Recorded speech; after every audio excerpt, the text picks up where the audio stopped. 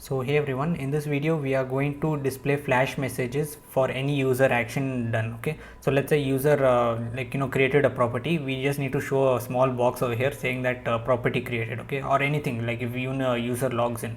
So you would have seen this feature in many other applications. Okay, so for the demonstration purpose I have opened the message component from design. So you too can go to this page and you can see quite few examples. Okay, so we have different variants as well, like one is for success. So if I click on success, you see that this is the message which you will be getting as a success. Okay, so if there is any error, like let's say user failed to log in using the right credentials, so we can just show this message.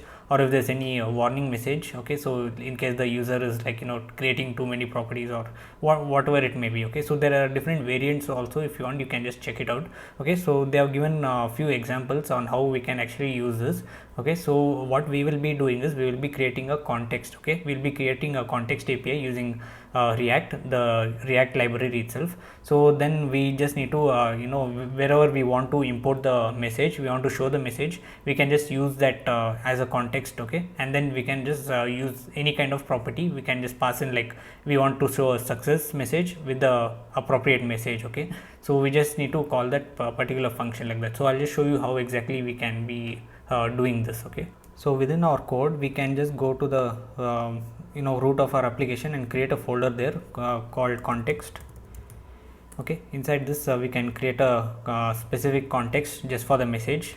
Let's say message context dot tsx. All right, so inside this we are going to import create context and use context, okay, from React itself, and not specific to Next.js, as you know, and also the message component directly from design. Okay, so first of all, let's make this component as use client, because context API is of course on the React side. Okay, so and React is a client side JavaScript library, right? So we can just directly mark this as use client before the browser yells at us. And then we let us import few things like from React, that is create context. Okay, and then we want is the use context. Okay, and also the message component, import message from Andy. Okay, so that is coming from here. And once that's done, we can just define our context. Okay, we can just create a context. So let's say that by message context, and make sure this is capitalized because this will be a component that will be exporting. Okay, so export in any component should be capitalized first. And let's call this context message context and set this equal to the create context. And we just need to call this function by providing certain initial values. Okay, so initially the context will be an empty object. So once our application loads, then we will be show the message. Okay, so we can just infer this type to a specific thing, that is show message. Okay, we can call this anything. Okay, so this is a function which we will manually be designing, such that when we call this function, we just need to pass in the message status like success, error or warning, and then the message itself. Okay, so we can just say this as, and let's say show message, and set this to, and inside this it will contain two properties. One is the content, okay, and which will be in the form of a string, and then we have the variant. Okay, so this will be a enum type, so variant, and we just need to define what will be the enum types, that is success, okay, and error, and one last thing is the warn, okay, or just info. Okay, so you can use many other things. So these are the three which we will be using within our application. Okay, so if you want, you can also add in more if you are using many more. So, and this should return nothing. Okay, so void. Okay, so once that's done, so there should be a comma here. Okay, so once this is done, we just need to create the message provider itself. Okay, and then this provider will wrap our entire application, so that anywhere we want to show this message, we can just directly import this function called show message and then use it over there. Okay, so let us export this particular thing, that is show message, message provider, and set this equal to this will be actually a function, okay, which will take in certain things like the show message itself, which we are going to pass. Okay, and inside this we just need to define the type of arguments. Okay, so the only thing which we will be rendering is the children. Okay, so we just need to pass this to every single child within our application, and as usual wrap our entire application with this message provider. So children, and this will be of React node. Sorry, my bad, this should come here, right here. Okay, so children, and once that's done, we can move on to the body of our function, and we can call this show message and set this equal to again the same thing. Okay, so we can just copy this from the type itself, and then we are going to call the message function itself, okay, with the particular variant. So message, okay, so we just imported that right from man design, so we can just use that. The thing is, we just need to pass in the variant and then the context. Okay, so the content, I mean, okay, so content. So actually this should not be returned, okay, since the return type is void, so we don't need to return this, so we can just use common brackets here, and this should be equals, my bad. And finally we just need to return the provider itself, okay, by passing the particular value. So return the message provider. Okay, so we are returning a JSX here. Okay, so the message provider over here, and within here message context, okay, sorry,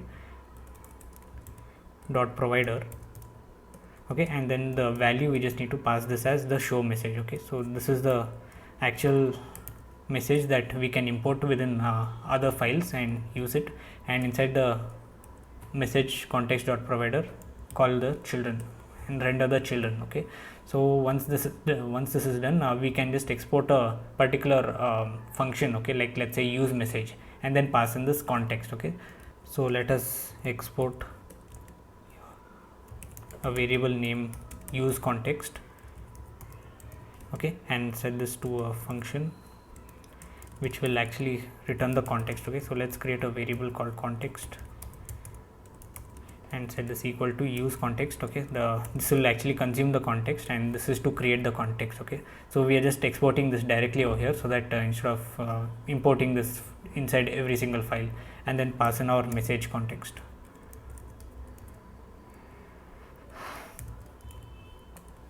Alright, so once that's done, we just need to return the message, return the context itself.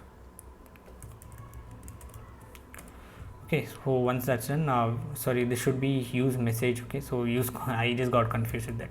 So once that's done, we can just save this file, and we can now go ahead and test this out. Okay, so we will just be importing this in one of our components and one of our pages, and just try to test if it is actually working. Okay, so let us go to the properties page, and within this page we can go inside this use effect hook, and once this is actually rendered, it will actually trigger this, right? So we can just say that const first of all, let's import that hook. Okay, so const show message. Okay, so that is coming from use message.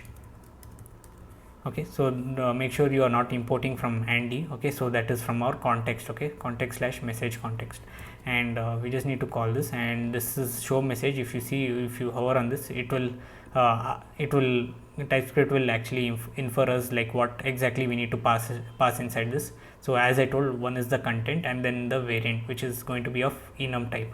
Okay, so let us just call this show message, and then pass in the, like, first is the content, right? So let's say hello from property page. I know this is not making any sense, but just to test it out. Okay, so hello from properties page, and then pass in the success. Okay, so once I save this and go to my properties page, immediately I should be able to see this message. So now if I click on browse properties, I should probably be seeing that. Okay, so just forgot to wrap our entire application with the message provider. Okay, so I don't know why I keep forgetting. So let us go to our layout.tsx, and inside there we can just pass in another provider called as message provider. Okay, so we can just go right below this require auth and call the message provider. Okay, so that is coming from context slash message context, and let us wrap the entire app within that. Okay, so with that done, we can just go back and see that we should not be getting the error anymore.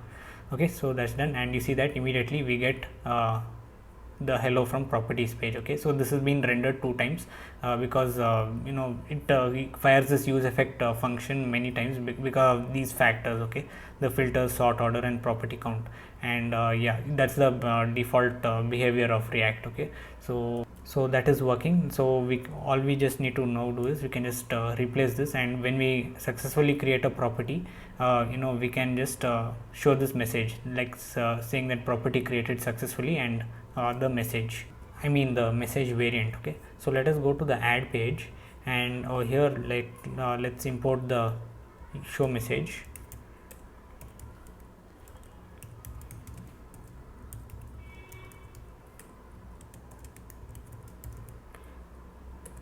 Alright, so once that's done, we can go right below this response. Okay, so we can just check if we actually get a response, then we show the message over there, and then we can just use that. So let's say if response, then we can show this message and also this console log. Okay, so and also if there is any error, we can show the message saying that something went wrong.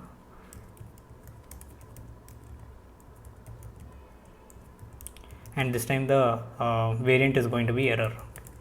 Alright, so if you want, you can just go test it out, because I just don't want to create another property and pollute my database. So we just tested that it's working, so we can also do the same thing for any other feature that we add subsequently. Okay, so after this stage of our progress, and let us replace this with property created successfully.